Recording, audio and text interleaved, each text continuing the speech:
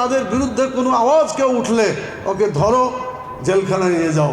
জেলখানায় নিয়ে যাওয়ার পরেও তার মনে শান্তি হলো না, যে ওখানে হবে না, এমন জায়গায় নিয়ে যাও যাতে কেউ জানতে না পারে। আয়নার ঘর তৈরি করলো। আপনারা কি আয়নার ঘর আগে নাম শুনেছিলেন? কোনোদিন শুনে। সেই আয়নার ঘরে মানুষকে কিভাবে নির্যাতন করেছে, ইতিহাসের মানে সবচেয়ে নিকৃষ্ট একটা কথা। আয়না ঘর তারা তৈরি করে মানুষকে হত্যা করেছে, এবং সেখানে আকাশ বাতাস কিছুই দেখতে দেয় নাই, সূর্যের আলো প্রবেশ করতে দেয় নাই। 24 ঘন্টায় চোখ বেঁধে রাখা হয়েছে। বড় অধ্যাপক গোলাম আজম রাহিমুল্লাহর ছেলে, যিনি দীর্ঘদিন সেই আয়না ঘরে ছিলেন, আল্লাহ তাআলার মেহেরবানি তিনি বেঁচে ফিরে আসছেন। এই কথাগুলো তিনি বলেছেন আপনাদের সামনে, সাংবাদিক ভাইদের মাধ্যমে জাতির কাছে তিনি এই কথাগুলো পৌঁছে দিয়েছেন। কি করুণ অত্যাচার, নির্যাতন, এটা ভাষায় বর্ণনা করা যায় না। প্রিয় ভাইরা, মানে এদের ইতিহাস বললে শেষ হবে না। আমি শুধু বলতে চাই তাদের পয়েন্টগুলো, তার মধ্যে হচ্ছে গণতন্ত্রটাকে হত্যা করলো সাংবিধানিকভাবে, এরপরে নির্বাচন করলো কিভাবে, তামাশার নির্বাচন। 2014-তে দিল 153 জন এমনি নির্বাচিত হইল। তো এমনি যদি নির্বাচন 153 হয়, রাষ্ট্র তো হয়েই গেল। 151 জন এমপি পাইলে রাষ্ট্র হয় না, সরকার হয় না, সরকার হয়ে যায়। এরপরে 2018-তে দিনের ভোট রাইতে দিল। এই ইতিহাস আপনাদের সব জানা আছে। 2024-এ নিজেরাই ভোট করলো, কোনো বিরোধী দল পাইল না, বিরোধী দল সেখানে আসলো না। নিজেদের দলকে ভাগাভাগি করে তারা দামি নির্বাচন করল। পৃথিবীর ইতিহাসে গণতন্ত্রকে সবচাইতে জঘন্যভাবে চিত্রিত করেছে পতিত স্বৈরাচার সরকার, এবং এভাবে বাংলাদেশের লোকেরা এত ঘৃণা করেছে, তারা ভোট কেন্দ্রে যায় না। 2-3 জন হয়তো কেউ গেছে, তারপরে ওটাকে বলছে যে 41% গেছে, লিখে রাখে। মানে মিথ্যাচার, পুলিশকে দিয়ে মিথ্যা মামলা করাইছে, শিক্ষকদের দিয়ে, যারা ছিল প্রিজাইডিং অফিসার, পুলিং অফিসার, তাদেরকে দিয়ে মিথ্যা রিপোর্ট তৈরি করা হয়েছে। গোটা মিথ্যার উপরে বিগত 54 বছরে কলঙ্কিত সরকার এবং দল আওয়ামী লীগ, তারা তাদের জীবনে এইভাবে গোটা জাতিকে উপহার দিয়ে গেছে। আমি সম্মানিত কর্মী ভাইয়েরা, জুমার দিন লম্বা কথা বলার সুযোগ নাই।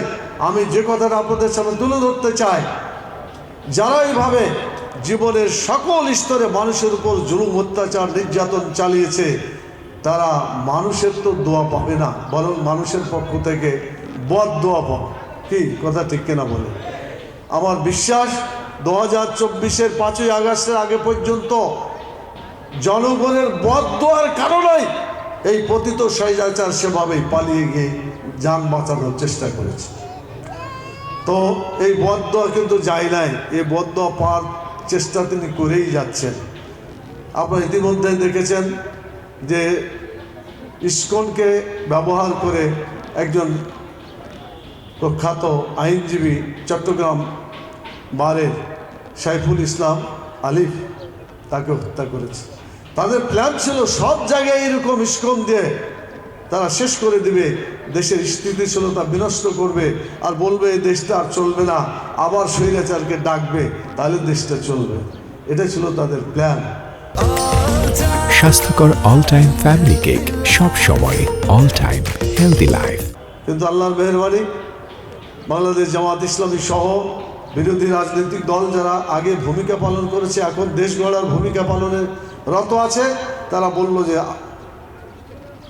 ইন্টারিম গভর্নমেন্টকে অ্যাডভাইস করা হলো সব পেশা শ্রেণীর মানুষকে ঐক্যবদ্ধ করে আপনি এই স্বৈরাচারের বিরুদ্ধে, এই আগ্রাসনের বিরুদ্ধে আপনি আন্তর্জাতিক বিশ্বে তুলে ধরার চেষ্টা করেন। আপনাদের মনে আছে সকল রাজনৈতিক দলকে নিয়ে ডক্টর ইউনূস এই কাজটা করেছেন। আমি বলবো একটা ভালো কাজ করেছে। আমি সেদিন ছিলাম, প্রত্যেকটা রাজনৈতিক দলের লোক যারা কথা বলেছেন সেখানে সকলের ভাষা একটাই ছিল, আমরা জীবন দিব কিন্তু বাংলাদেশকে, বাংলাদেশের 1 ইঞ্চি মাটি ভারতকে আমরা দেব না। এটা শোনার পরে আগ্রাসনের মিটারটা একটু কমেছে বলে মনে হয়, অনেকে বলছে। এরপরে সকল ধর্মের লোকেরা এখানে এসেছে, সাংবাদিক ভাইদেরকে ডেকেছিলেন, সকল সাংবাদিক সেখানে গিয়ে, সাংবাদিকদের যে নেতৃবৃন্দ আছেন তারা গিয়ে একই কথা তারা বলেছে। ধর্মপ্রাণ মানুষ যারা গিয়েছে, মুসলমান, হিন্দু, বৌদ্ধ, খ্রিস্টান, সব ধর্মের লোকে গিয়েছে, সেখানে তারা এই কাজগুলো করেছে। তো যার ফলে দেশে তাদের যে আগ্রাসনের মিটার ছিল, ওই মিটারটা কিছুটা স্থগিত হয়েছে। এখন ওদিকে না গিয়ে এখন আগুন দেওয়া শুরু করেছে। এক একটা ধারা তারা বের করছে, আর দেশটাকে কিভাবে অস্থিতিশীল করা যায়, এ দেশটাকে ব্যর্থ করা যায়, সে চেষ্টা তারা করছে। সংগ্রামী সাথী ও বন্ধুগণ, আমরা বিশ্বাস করি জনগণ যদি ঐক্যবদ্ধ থাকে, দেশের শক্তি যারা আছে সবাই যদি ঐক্যবদ্ধ থাকে, দেশের স্বাধীনতা রক্ষা করার জন্য বাইরে থেকে যতই তারা হাম্পি দাম্পি করুক না কেন, যত আগুনই লাগাক না কেন, এই আগুন তাদেরকেই জ্বালিয়ে পুড়িয়ে শেষ করবে ইনশাআল্লাহ। বাংলাদেশের মানুষকে ঐক্যবদ্ধ এই পয়েন্ট থেকে সরাতে পারবে না, বরং আগুন যত দিবে, মানুষকে যত হত্যা করবে, এদেশে যত তারা অরাজকতা চালাবে, বাংলাদেশের জনগণের ইউনিটি তত মজবুত হবে ইনশাআল্লাহ, যার ফলে কেউ এদেশের গায়ে হাত দিতে পারবে না। আমি সর্বশেষ যে কথা বলে আপনাদের কাছে বিদায় হতে চাই, সেটি হলো, আজকে থেকে 100 বছর আগে রমনাতে অনেক লোক ছিল, একজনও নাই।